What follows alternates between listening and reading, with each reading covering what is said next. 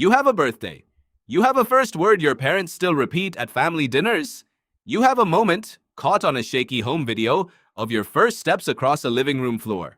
But you don't actually remember any of it. Not the steps, not the word, not the day you were born.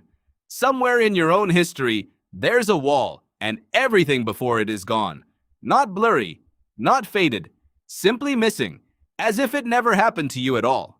Here's the strange part. This isn't because nothing important happened to you before that wall.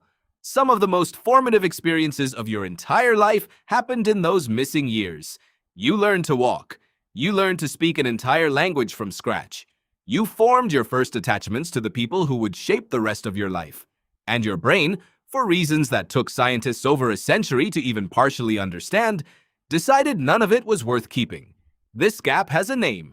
Psychologists call it infantile amnesia, or childhood amnesia, and it is one of the most universal experiences in human life. Almost nobody remembers anything before roughly age 2, and most people's earliest solid memories don't begin until 3 or 4. Try it yourself right now. Reach as far back as you can. Chances are, whatever you land on feels less like a memory and more like a fragment, a single image, a smell, a feeling, disconnected from any clear timeline around it. For a long time, the explanation people reached for was Sigmund Freud's. Freud believed this early memory loss was a kind of psychological repression, your mind actively burying disturbing infantile impulses and desires. It's a dramatic idea. It's also, according to virtually all modern research, wrong. The real explanation turns out to be less about hiding secrets and more about basic biological construction.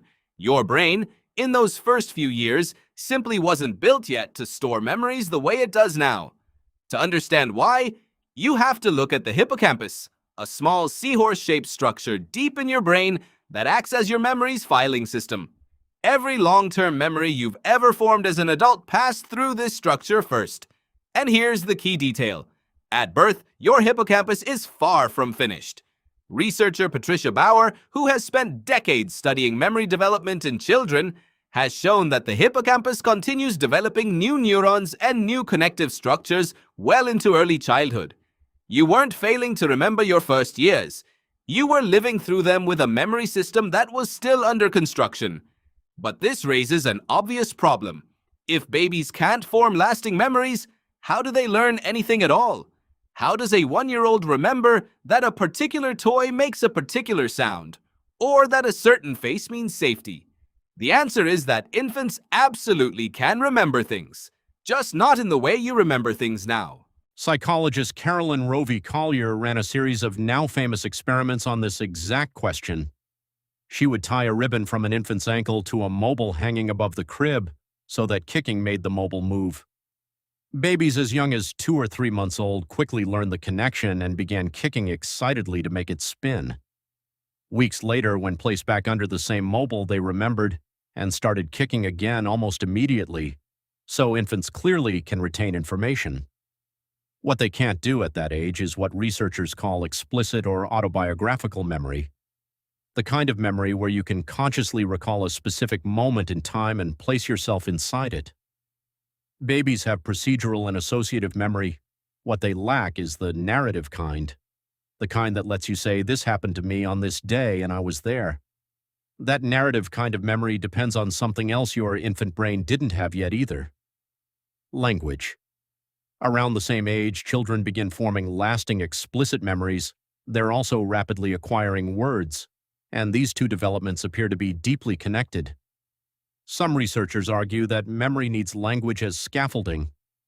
To remember an event as a coherent story, you need concepts like before, after, yesterday, mine, want. Without that scaffolding, an experience might register in the brain, but it has nowhere stable to attach itself. It's like trying to save a file without a folder system. The data exists for a moment, but there's no structure to file it into, so it eventually gets overwritten. There's a third piece to this puzzle, and it's arguably the strangest. Even after your hippocampus matures and your language develops, your childhood amnesia doesn't end all at once. Researchers have found that children continue losing early memories well past infancy in a process sometimes called childhood amnesia proper, distinct from infantile amnesia. A 5-year-old might vividly remember something from age 3. Ask that same person again at age 8, and the memory is often gone, even though it was clearly present just a few years earlier. Your brain isn't just failing to record those early years. In some sense, it's actively pruning them long after they were first laid down. This might sound like a flaw. It might feel like your brain simply failed you during some of the most important years of your life. But researchers increasingly see this differently. Neuroscientists studying rapid neurogenesis, the explosive growth of new neurons in the developing hippocampus, have proposed that this very growth might be part of why early memories don't survive. As new neurons integrate into existing circuits at a breakneck pace during infancy and early childhood, they may actually disrupt or overwrite the fragile memory traces that were just forming. In other words, the same biological process that's rapidly building your brain's future capacity for memory may be the reason it can't hold on to memories yet. It's not that your brain forgot to save your early years. It's that saving them permanently would have required a filing system that was still being constructed, using materials that kept getting rearranged. Here's where this connects back to you, right now, in a way that might feel uncomfortable. Everything you believe about your earliest years, that you were a happy baby, that you loved a particular blanket, that a specific relative always made you laugh, almost none of it is something you actually remember. It's something you were told so many times by so many people that it now feels like memory.